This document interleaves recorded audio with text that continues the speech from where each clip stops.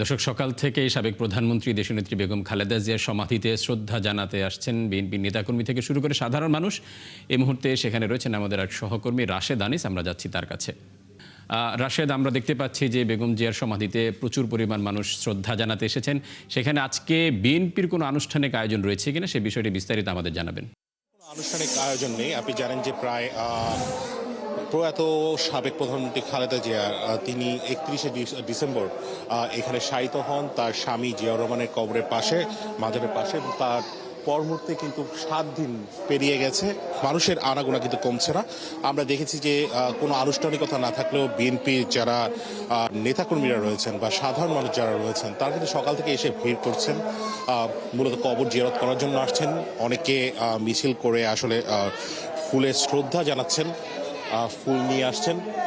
এবং এই যে সমাধিস্থল, সেখানে অনেকেই যারা আসছেন, বিশেষ করে যারা দূর দূরান্তর থেকে আসছেন, তারা সেটিকে আসলে ফ্রেমবন্দি করে রেখেছেন।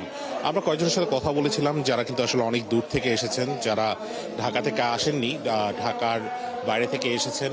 এবং তারা কিন্তু বলছিলেন যে জিয়ারতে তারা অনেকেই অংশ নিতে পারেননি। তারা এই পাশ দিয়ে যখন যাচ্ছিলেন তখন আসলে পরিকল্পনা করেছেন যে এখানে আসবেন। আমরা একটু চেষ্টা করি যদি দু একজনের সাথে কথা বলা যায়। একটু ছোট করে যদি জানতে চাই কেন দেখতে আসছি। উনি একজন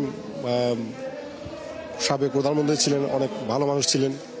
ওনাকে দেখতে আসলাম, ওনার কবরটা দেখতে আসলাম, নিজের আবেগ থেকে দেখতে আসলাম। আসতেছে অনেক মানুষ, ভালো লাগছে আর কি এখানে এসে।